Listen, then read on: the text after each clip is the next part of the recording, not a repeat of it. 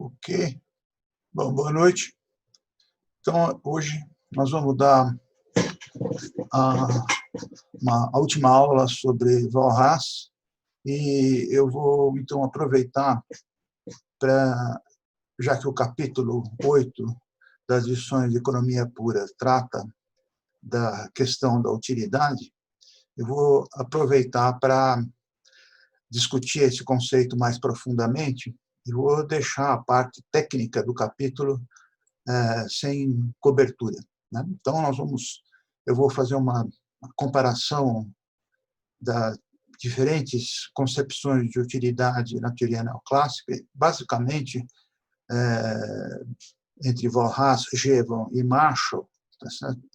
Porque essa comparação é bastante ilustrativa e muito interessante. Então, vamos começar, né, colocando essa questão. Será que a questão da utilidade é uma questão trivial? É certo que a gente pode assumir que está resolvido o problema, simplesmente as pessoas, quando têm uma cesta de bem, eles são capazes, de alguma forma, de calcular a utilidade dessa cesta, certo? Somando ou comensurando a utilidade de bens que são uns distintos dos outros, né? Certo? Bom, os livros de microeconomia tratam da utilidade como se essa fosse algo bem evidente, sem nenhum problema, né? Os economistas, diz um desses livros de introdução à economia ou de microeconomia, conceitua utilidade como uma singularidade que torna uma mercadoria desejada. Trata-se de um fenômeno subjetivo, porque cada pessoa é diferente da outra. Ou seja, aí aquela ideia de que a utilidade não pode ser comensurada entre pessoas. Cada pessoa tem a sua forma de, vamos dizer assim, medir a utilidade das coisas. Então, será que as pessoas são capazes mesmo, elas fazem isso, né? Comensurar a utilidade de diferentes bens, né? Então, qualquer bem, diz esse livro, qualquer bem ou serviço deliberadamente consumido proporciona utilidade. Eu pergunto, é mesmo? O que é, afinal, utilidade, né?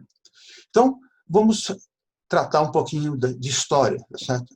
Existe um artigo, tá certo, que é um artigo avançado, mas de alguma forma é um artigo muito conhecido, desse autor, o Nicholas Georgescu-Roegen, que se chama Utilidade, em que ele levanta, né, tanto histórica, conceitualmente, ele discute a utilidade de uma maneira profunda, né?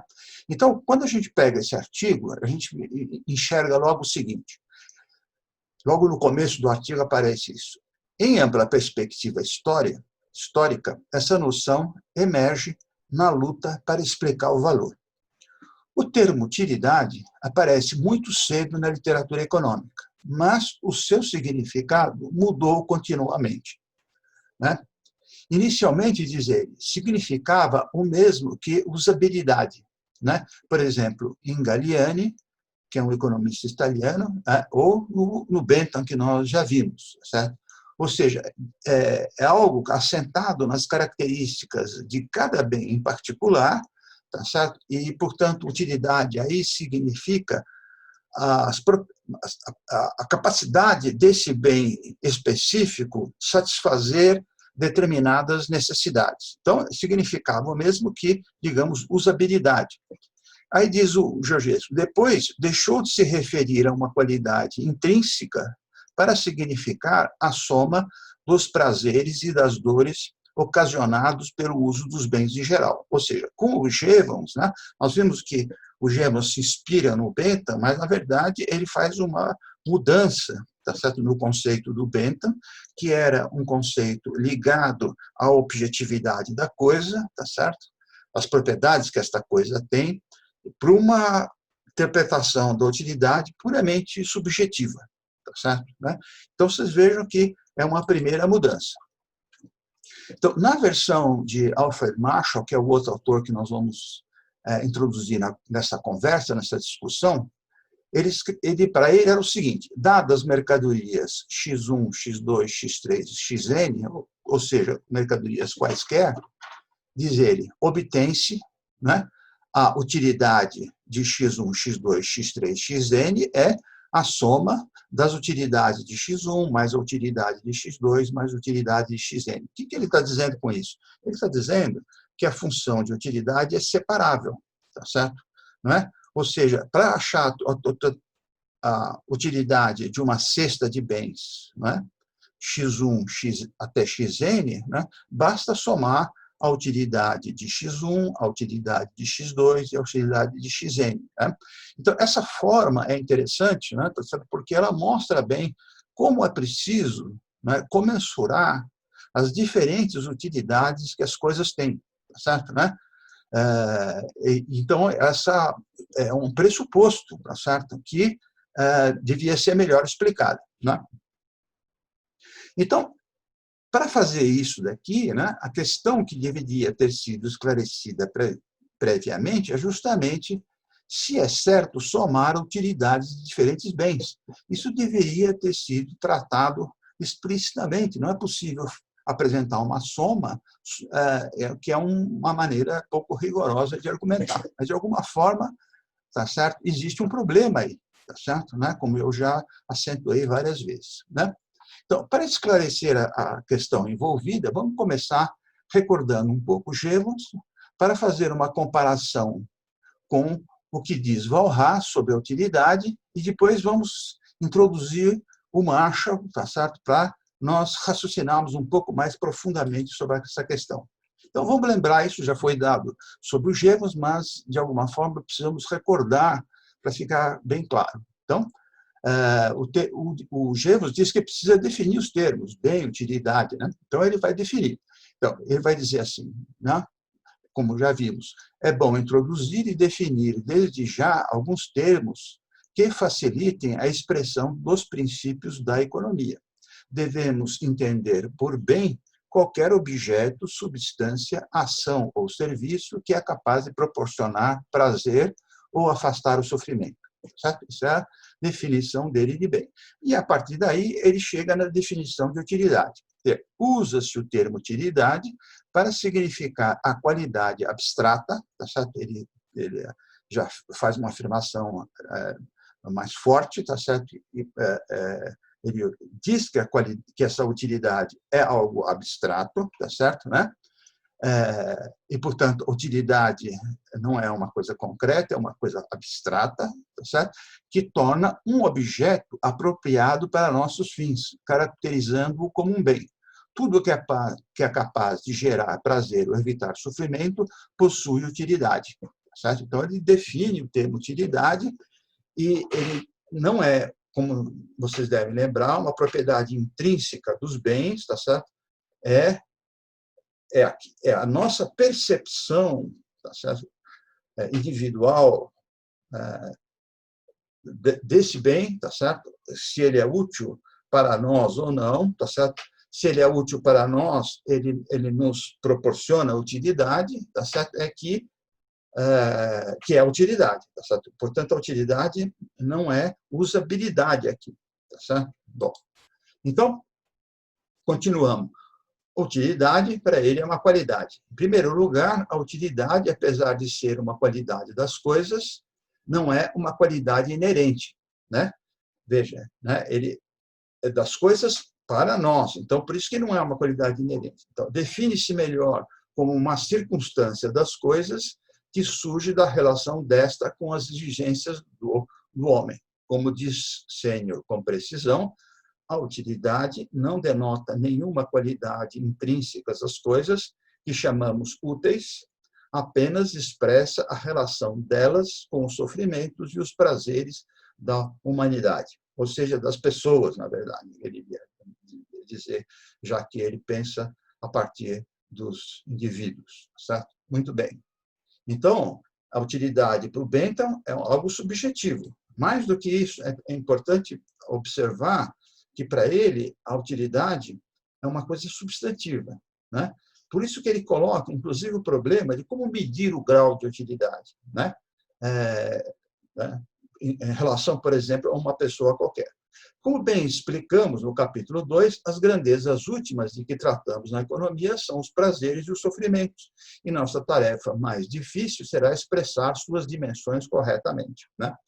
Ele vai dizer, em primeiro lugar, prazer e sofrimento devem ser vistos como os medidos numa mesma escala, tá certo? Né? Então, prazer causa mais aumento de utilidade, sofrimento, uma diminuição de utilidade, né? Tendo, portanto, as mesmas dimensões. É uma medida abstrata, tá certo? Que se aplica tanto ao prazer quanto ao sofrimento, já que são grandezas da mesma natureza, e que podem ser somadas e subtraídas, diferindo apenas em sinal ou direção, né? Tá certo? Então, para ele, a utilidade é uma coisa que as pessoas medem, tá certo? Cada pessoa é capaz, né, de chegar a essa medida de utilidade. Então, para ele, é importante observar essa parte aqui, que a utilidade é uma grandeza, faltou a parte da palavra grandeza, substantiva, né? Ora, a única dimensão que pertence propriamente à sensação, talvez que ele fala como se fosse uma capacidade de sentir, assim como nós sentimos, por exemplo, o cheiro, como nós sentimos, temos o tato das coisas, então, ou seja, ele fala numa sensação, parece ser a intensidade, e essa intensidade deve ser independente tanto do tempo quanto da quantidade de bem desfrutado, né? Então, a intensidade sensorial, isso é uma coisa importante, porque isso que ele considera a utilidade como uma coisa substantiva. Deve, então, significar o estado momentâneo produzido por uma quantidade básica ou infinimal do bem consumido. Tá certo? Então, ele está supondo que as pessoas, né, tá certo? Você dá uma quantidade de bem, depois você diz, tem mais isso, mais esse tanto. A pessoa sabe que esse tanto a mais, a utilidade que ele acrescenta, a utilidade que ele havia calculado sobre a primeira parte. Tá certo? E, portanto, essa utilidade para ele é como se fosse quase uma propriedade da nossa mente, tá certo? De comensurar e de medir utilidade. Então, né? Então, isso significa que, para Jevons, né, os seres humanos já transformados em máquinas, tá certo? Como nós vimos, né, têm uma espécie de utilitômetro e, por isso, são capazes de avaliar os bens com essa medida, ainda que seja difícil constatar isso na prática comum científica. Certo? Então, essa é a maneira, nós já vimos duas maneiras, tá? A maneira como o Bentham pensa a utilidade, agora estamos vendo a maneira como o Jevons, novamente, pensa a utilidade, para agora tratar disso, para ver exatamente como que o Walras vai considerar o conceito de utilidade. Então, na lição 8, que chama-se Curvas de Utilidade, né? Então, nesse capítulo, o Walras trata da noção problemática de utilidade. Então, vamos ver o que ele diz, prestar bem atenção, para ver que ele vai dar uma outra compreensão de utilidade, que é diferente das duas que mencionamos anteriormente. Pode-se, muito bem, enunciar logo de saída que quando um homem troca um objeto por outro, é porque o objeto que compra lhe é mais útil que o objeto que vende, e que o motivo determinante da troca decorre da consideração de nossas necessidades, né? Isso não tem dúvida nenhuma, que nessa parte não há objeção, não há possibilidade de contrariá-lo, tá certo, né? Se você troca um objeto por outro, é porque aquele objeto que você obtém é mais útil para você do que o objeto que você entrega, tá certo? Isso não há dúvida nenhuma. Ele diz, poder-se-ia mesmo ir mais longe, tá certo, né? Bom, exigindo, né, ele vai exigir rigor científico. Ele vai dizer, mas essa análise feita assim, em linguagem comum, é insuficiente. Insuficiente por quê? É insuficiente do ponto de vista matemático. Certo? Com esse conceito que ele tinha apresentado de utilidade, que ninguém discorda, tá certo? Não é possível construir a teoria neoclássica tal como ele construiu os outros, né? Precisamos ou podemos precisá-la muito mais e dar-lhe um caráter completamente rigoroso e científico, por meio de uma expressão matemática da necessidade ou da utilidade. Essa frase é muito característica. Ou seja, o que significa, né, tornar uma coisa rigorosa e científica, tá certo? Né? Porque você aprendeu a realidade de uma maneira verdadeira, né? Porque as pessoas, de fato, comensuram utilidade. Não é isso que ele está dizendo. Ele está dizendo que você consegue tornar o conceito, a noção de utilidade mais rigorosa e científica, fazendo dela uma expressão matemática da necessidade da utilidade. Certo? Ou seja, a construção matemática é a garantia de rigor e de cientificidade, tá certo? Não é? Quando, de fato, não é? Deveria ser uma apreensão verdadeira e correta, tá certo? Da maneira como as pessoas escolhem, tomam decisão, etc. Né? Mas aí diz o Walras, mas há uma dificuldade. À primeira vista, parece impossível desenvolver ainda mais a análise, porque a utilidade absoluta de intensidade nos escapa, tá certo? Ou seja, o que ele está dizendo? Que ele não pode garantir que essa utilidade seja, de fato, uma coisa realista, tá certo? De que diga respeito realmente ao modo como as pessoas decidem. Por isso que ele diz, ela nos escapa. Diz ele, já que ela não tem, nem com o tempo, nem com o espaço, uma relação direta e mensurável, como a utilidade de extensão e como a quantidade possuída. Certo? A quantidade possuída, por exemplo, de banana, né? Como é que você mede? Pelo número de banana. Você vai lá, você conta, tem 1, 2, 3, 4 bananas. Tá certo? Ou também por quilo. Você coloca um cacho de banana, 2 cachos, e aí põe na balança e pesa 1 quilo, 2 quilos, etc. Tá certo? E a utilidade? Tá certo? Como que você pode garantir que se trata de as pessoas, de alguma forma, tiram das coisas uma medida, tá certo? Eles medem a utilidade que as coisas são. Isso, o Von Haas está colocando em dúvida isso. Ou seja, aquilo que o Jevons aceita como verdadeiro, o Von Haas questiona, tá certo? Ele questiona, ele diz, não, né? A utilidade absoluta nos escapa, tá certo? E aí ele vai dar uma saída, tá certo? Ele vai dizer, né? Muito bem, essa dificuldade não é insuperável. Suponhamos que ela exista, ou seja, vamos admitir que ela existe, tá certo? Eu não sei se ela existe, mas vamos admitir que existe, tá certo? Então, a utilidade já não é mais substantiva, mas se torna uma convenção formal. Tá certo? Ou seja, eu vou admitir que existe essa tal de utilidade, porque com ela eu posso fazer uma matemática, tá certo? Então, suponhamos que essa relação existe e vamos poder descobrir exata e matematicamente a influência respectiva da utilidade de extensão, da utilidade de intensidade, da quantidade possuída sobre os preços.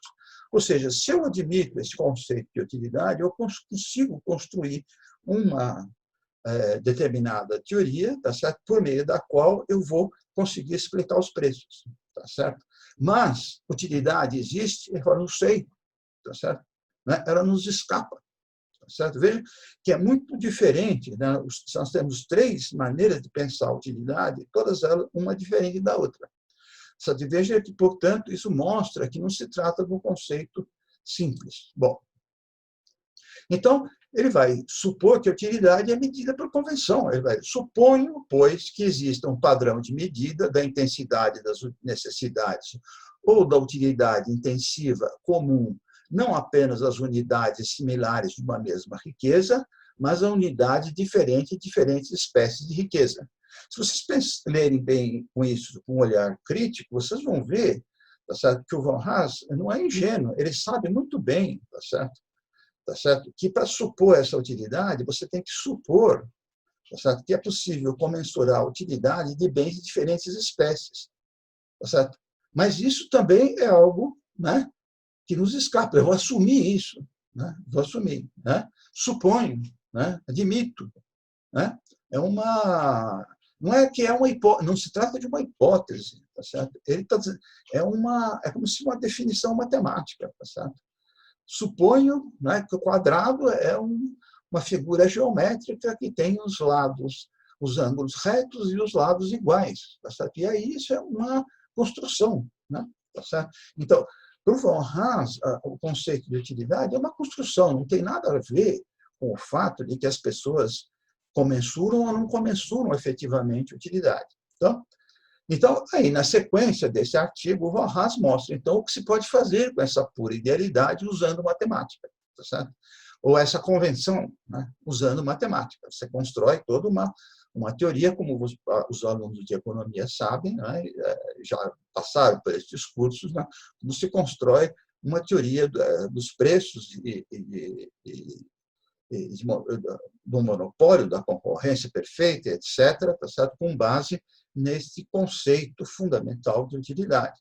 Certo? Bom, em conclusão, né, nós chegamos à conclusão. Para von Haas, utilidade não é nem usabilidade, algo baseada nas propriedades objetivas do valor de uso como tal, nem uma medida subjetiva do prazer e da dor. Ela é simplesmente algo formal, uma construção matemática que é útil para elaborar uma teoria usando a própria matemática, mais especificamente, como nós sabemos, o cálculo diferencial. Então veja-se agora como ele manipula a noção de utilidade matematicamente. Né? Vamos ver. Ele diz, né? Suponho, pois, que exista um padrão de medida da intensidade ou da utilidade intensiva comum, não apenas a unidades similares de uma mesma espécie de riqueza, mas às unidades diferentes espécies de riqueza. Eu posso, portanto, somar a utilidade, posso comensurar a utilidade de banana com laranja, da fruta com a bicicleta, da bicicleta com a viagem de avião, etc. Tá certo? É possível colocar tudo isso numa mesma base de utilidade. Tá? Então, aí ele vai e define, tá certo? Ele diz, sejam dois eixos coordenados, né, que vai a figura 3, que eu vou mostrar logo em sequência. Um eixo vertical, OK, e um eixo horizontal, OR, da medida de utilidade. Veja, toma cuidado que aqui ele vai colocar, ao contrário do que coloca os livros de microeconomia contemporânea, né? No eixo vertical ele não vai colocar a utilidade, ele vai colocar as quantidades, e no eixo horizontal ele vai colocar a medida de utilidade. Então, sobre o primeiro, tudo é construtivo. Né? OK, traço a partir do ponto A, comprimentos sucessivos representando unidades de B, que o portador 1 consumiria sucessivamente em certo tempo se as tivesse à sua disposição. Suponho que, durante esse tempo, a utilidade extensiva e intensiva seja fixa para cada permutador. E é isso que me permite representar apenas implicitamente o tempo na representação da utilidade. Né? Se, ao contrário, a utilidade fosse suposta variável em função do tempo, essa deveria figurar especificamente no problema. E sairia, então, da estática para a dinâmica. Certo? Ou seja, ele vai entrar no campo da estática e, portanto, a passagem do tempo não será considerada explicitamente. É como se tudo acontecesse junto, tá certo? No mesmo momento do tempo. Não é? Então, utilidade de extensão é a utilidade associada a quantidades maiores de coisas, tá certo? E a utilidade intensiva é a quantidade de utilidade que os bens sucessivos vão trazendo para a pessoa. Tá certo? Bom, então, essa aí é a figura 3 dele. Veja que figura bastante complicada. Tá certo? Então, aqui no eixo horizontal estão as quantidades, tá certo? Né? E no eixo horizontal está a utilidade, que ele está chamando aqui por meio da letra R. Tá certo? É evidente que a primeira unidade de utilidade gera mais utilidade do que a segunda. Né? A primeira está aqui, a segunda está aqui, a terceira está aqui, etc. Né? Essa aqui já é bem para frente, etc. Essa aqui é a enésima. Tá certo?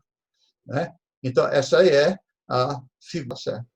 Bom, então, uma conclusão, né, importante. E, de maneira geral, né, sendo dadas, essa é a conclusão do von Haas no final desse capítulo, tá certo? Ele é um capítulo que ele vai tratar da utilidade, né, e vai mostrar que essa utilidade pode ser utilizada por uma construção matemática. Então, sendo dadas duas mercadorias em um mercado, a satisfação máxima das necessidades ou o máximo da utilidade efetiva acontece para cada portador quando a relação entre as intensidades últimas necessidades satisfeitas em relação à raridade é igual ao preço. Né? Essa é uma conclusão que, para os economistas, eles conhecem, microeconomia já é conhecida, para os alunos de ciências sociais talvez seja um pouco estranho, mas isso não tem muita importância. Essa igualdade não é atingida, o permutador obtém vantagem vendendo a mercadoria cuja raridade é menor que o produto em seu preço, pela raridade da outra, para comprar essa outra mercadoria cuja raridade é menor, né? Então, essa vai ser a conclusão dele, tá certo? Ou seja, a troca vai ser feita, tá certo? No momento em que a última unidade que eu dou, tá certo? Digamos assim, para o outro comprador, tá certo? É como se a utilidade que eu perco é exatamente na margem a utilidade que eu ganho. Então, a utilidade marginal que eu perco é igual ao ganho, tá certo? E isso também, a partir daí, se pode explicar o preço, etc. Tá certo? Né? Bom, então, agora vamos pensar, tá certo? Vamos passar para o Marshall, tá certo? Nós já vimos 3 visões da utilidade, vamos ver uma quarta, tá certo? Eu vou começar com uma pergunta, né? Tá certo? Será que a utilidade, em última análise, seria, né, uma subjetivação ou uma transfiguração do dinheiro? Tá certo? Né? Será que a utilidade, no fundo, não é a maneira subjetiva de aprender o dinheiro? Tá certo? Porque, se é assim, o dinheiro, de fato, tá certo? Ele comensura as mercadorias que são diferentes. Tá certo? Não é? Se uma mercadoria A vale R$5, se uma mercadoria B vale R$10, tá certo? Uma unidade da mercadoria B tem que ser trocada por 2 unidades da mercadoria A. Então, o dinheiro, tá certo? Ele estabelece essa comensuração das mercadorias no mercado, e isso não tem dúvida nenhuma, isso faz parte da realidade objetiva. Então, mas nesse caso, tá certo? Não seria necessário explicar primeiro o dinheiro, mostrando por que ele comensura as mercadorias? Tá certo? Né? Isso é feito implicitamente na teoria clássica, tá certo? E explicitamente no caso do Marx, certo? Ele vai mostrar isso, tá certo? Partindo da troca, ele vai dizer que elas implicam o dinheiro. Né? Agora, essa ideia de que o dinheiro, né, está ligado à utilidade, ela se encontra nesses 2 grandes economistas, esse um economista francês, não muito conhecido, que é o Gilles Dupuy, e o Fred Marshall, que é outro, talvez mais importante na fundação da teoria neoclássica no ramo anglo-saxônico do que o próprio Gêmeos. Né? Então, ele vai dizer o seguinte, a gente encontra aí, a medida de utilidade de um objeto é o máximo sacrifício em dinheiro que uma pessoa quer usar para pagar pela aquisição de uma coisa. Tá certo? Ou seja, ele faz essa ligação da utilidade com o dinheiro. Né?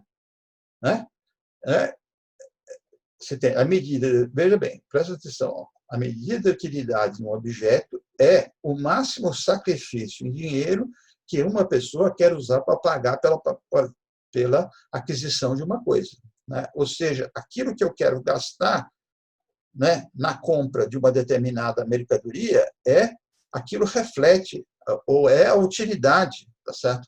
Daquela coisa para mim. Porque o gasto do dinheiro mede, né? Eu só vou gastar dinheiro para as coisas que eu quero, que são úteis para mim. Tá certo? E, portanto, a quantidade de dinheiro que eu gasto em cada coisa é, de fato, uma medida do sacrifício. Né? Eu perco dinheiro, mas ganho o valor de uso, ganho, portanto, uma utilidade.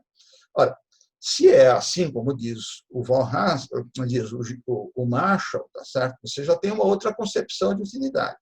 E assim estaria resolvido o problema de comensurar utilidades de bens diversos, porque ele simplesmente teria abolido o problema, tá certo? Já que, né, ele passa da utilidade, no fundo, para o dinheiro. Ou seja, a utilidade é uma função do dinheiro, né? E por meio dele que as pessoas decidem quanto querem gastar nos diversos bens. Ora, isso também é evidente, não há dúvida nenhuma, tá certo? de que as pessoas têm uma determinada renda, tá certo? Né? Têm necessidades, tá certo? E elas decidem individualmente ou no âmbito da família quanto alocar de dinheiro para as diferentes mercadorias que são necessárias, certo? Eventualmente, até nas famílias que são mais ricas, elas decidem economizar uma parte desse dinheiro e guardá-lo como poupança, tá certo? Porque as famílias mais pobres, em geral, não têm condição de fazer. Tá certo? Então, isso não há dúvida nenhuma, tá certo? Então, se a utilidade, né, é isso, tá certo? Então, a questão da comensurabilidade, que era um grande problema no Jevons, deixou de ser, né? Então, mas, nesse caso, digo eu, a teoria neoclássica não cairia em contradição? Bom, é exatamente isso que diz o Nicolas Georgescu, certo? Ele vai dizer, em toda a teoria econômica, não haja, talvez, uma ideia mais transparente para o iniciante do que o princípio de Dupuy e Marshall. Ou seja, a pessoa vai olhar para essa ideia deles, tá certo? E vai dizer, não, isso faz sentido, tá certo? Né? Ora, ou seja, que a utilidade é simplesmente disposição a pagar em dinheiro, tá certo? Né? É isso que... Então, aqui você tem um outro conceito que está implícito no Marshall e no Dupuy, que é utilidade é disposição a pagar em dinheiro, tá certo? E, portanto, utilidade é um termo que você acrescenta, tá certo, na sua linguagem, mas ela é um segundo nome para disposição a pagar dinheiro, né? Mas também nenhuma outra, diz ele, diz o Georgescu, ou seja, ele diz, o iniciante concorda com essa afirmação, parece que faz todo sentido. Aí ele diz, mas também nenhuma outra ilustra a contradição inerente a essa transparência do que esse princípio quando ele é interpretado rigorosamente, né? Ou seja, quando você percebe esse princípio, se a utilidade é a disposição a pagar em dinheiro, o que o Georgescu está nos dizendo? Está dizendo que há uma contradição aí, há alguma coisa estranha aí, tá certo? Que você não pode assumir isso sem mais, né? Ele vai dizer. Então, qual é a contradição pós-singularidade? Eu vou explicar isso. A teoria econômica neoclássica quer explicar o valor de troca que ocorre nos mercados. Por exemplo, né, uma barra de chocolate vale 20 francos. Vamos pegar um exemplo francês para fazer homenagem ao Horace. Para tanto, né, para fazer essa explicação, o que faz a teoria neoclássica? Ela expulsa o dinheiro para considerar apenas as trocas diretas, sem dinheiro, né? Aí então, em vez de colocar dessa forma, ele vai dizer assim, uma barra de chocolate igual, por exemplo, a um pé de meia, tá certo? Ou, sei lá, um saco de areia, qualquer coisa, tá certo? Né? Ou seja, ele elimina o dinheiro da explicação. Toda a microeconomia é construída como se não tivesse dinheiro, tá certo? Como se a troca fosse direta, tá certo? Então, ela expulsa o dinheiro. Então, ela se vale de um conceito de utilidade que não é capaz de fundamentar rigorosamente, como nós vimos, certo? Depois que ela expulsa o dinheiro, então ela não consegue fundamentar o conceito de utilidade rigorosamente. Então, vamos somar a utilidade da laranja com a utilidade da banana, tá certo? Né? Então, se você expulsa o dinheiro, você cai nessa dificuldade essa dificuldade. Bom, então, aí ele então, em continuação, você tem o seguinte, depois, né, a gente descobre que a utilidade, vendo o macho, ao fim e ao cabo, nada mais é do que uma disposição a pagar o quantum de dinheiro que uma pessoa quer gastar para comprar os bens que lhe interessam, né? Então, o que está dizendo aí? O dinheiro expulso pela porta da frente entrou de novo pela porta de trás, tá certo? Você tirou o dinheiro para poder explicar a troca sem dinheiro, porque você considera que o dinheiro é mera meio de circulação, tá certo? Ele não, né? Ele não é medida de valor, tá certo? O dinheiro não é medida de valor e, portanto, você não precisa do dinheiro, tá certo? Né? Na economia clássica e no Marx, na teoria clássica, mais implicitamente, mas no Marx, mais explicitamente, tá certo? O dinheiro é medida de valor, é, na verdade, a primeira função dele, tá certo? Então, você tirou o dinheiro como meio de circulação, então você não tem mais a medida de valor. Né? Então, mas aí você expulsa o dinheiro, mas aí, como o Marshall mostrou e outros mostraram, é evidente que você pode, eventualmente, né, omitir, né, dizer essa passagem, subtrair ela, desaparecer com ela, certo? Né? Mas, implicitamente, ela vai estar lá, tá certo? Ela vai estar lá. Né? Então, quando você considera, por outro lado, tá certo, que utilidade é disposição a pagar em dinheiro, tá certo? Então, você tem uma explicação que é simplesmente circular. A explicação é, pois, uma não explicação, tá certo? Né?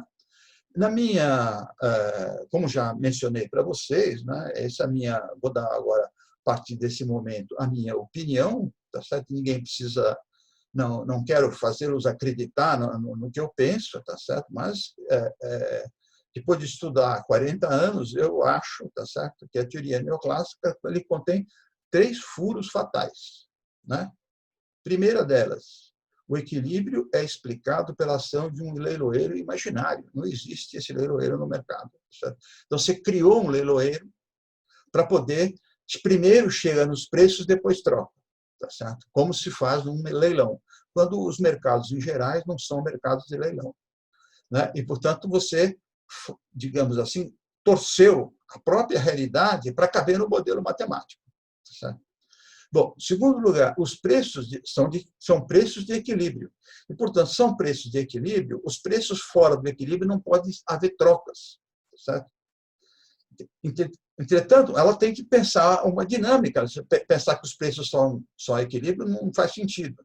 Mas, como eu já mencionei, em outros cursos eu mostro isso rigorosamente, a teoria neoclássica não é capaz de mostrar como o sistema vai do desequilíbrio para o equilíbrio. Tá certo? E quem demonstrou isso, tá certo? São os chamados são teoremas provados pelos próprios neoclássicos matemáticos, os grandes matemáticos neoclássicos, como gente como Arrow, Debreu, etc., tá certo? Que sabem, tá certo? Que não é possível provar, tá certo? Uma dinâmica de equilíbrio na teoria neoclássica. Certo? Você só pode afirmar que os preços são esses. Né? Então, esse é o segundo furo da teoria neoclássica. O terceiro furo, tá certo?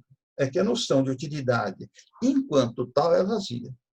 Só pode ser justificada como transfiguração do dinheiro. Tá certo? E se você faz isso, né, você está caindo numa circularidade, tá certo? Você está caindo numa contradição, como bem nos afirmou o Georgescu. E agora eu vou contar uma história um pouco. Esse texto do Georgescu, tá certo? Ele diz que a única saída da teoria neoclássica, tá certo, para ela ser desenvolvida, né, é a chamada escolha lexicográfica, tá certo? Né? Ou seja, em que você não precisa mais fazer comensuração de utilidades de bens diferentes, tá certo? Né? Então, a escolha lexicográfica, tá certo? Né?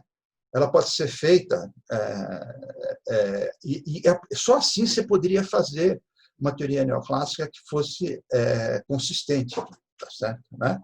Curiosamente, né, um professor da FEA, que foi aluno do Georgescu, já falecido, o Juan Moldau, ele fez a tese de livre docência para mostrar que era possível reconstruir a teoria neoclássica com base numa escolha lexicográfica. Tá certo? Então, se vocês forem neoclássicos e forem rigorosos, né, vocês procurem, portanto, estudar essa tese do Juan Moldau, que está aí na biblioteca da FEA.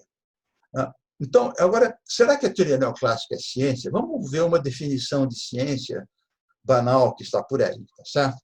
Então, essa definição diz o seguinte: a ciência se define como um conhecimento necessariamente fundado, né, Ele tem que estar bem fundado, né?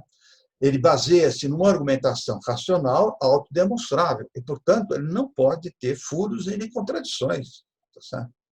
Então, formular uma hipótese, suposições justificadas e baseadas em argumentos e meios para o desenvolvimento, análise e verificação.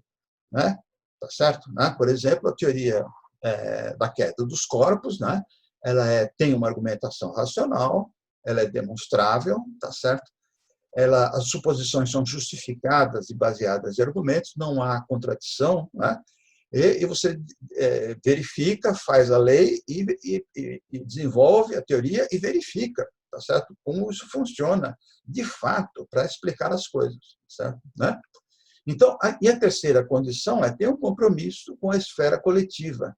Né? É um conhecimento público questionável e verificável por qualquer um que se qualifique para isso. Tá certo? E, portanto, né, você não pode fazer um conhecimento científico que você fica escondendo, tá certo?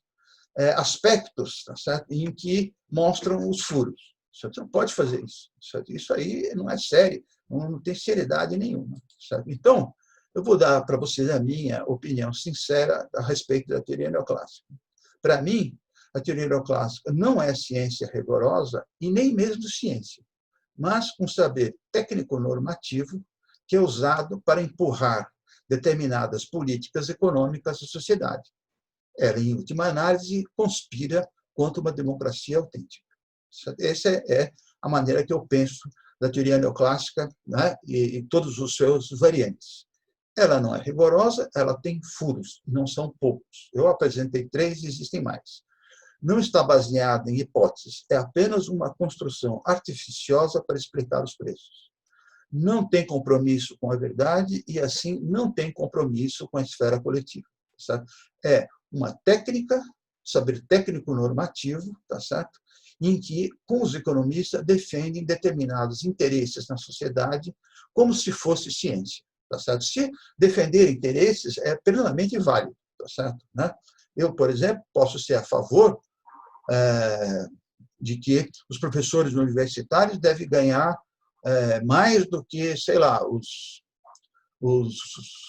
promotores públicos. Certo? Posso achar isso, posso defender isso, tá certo? Né?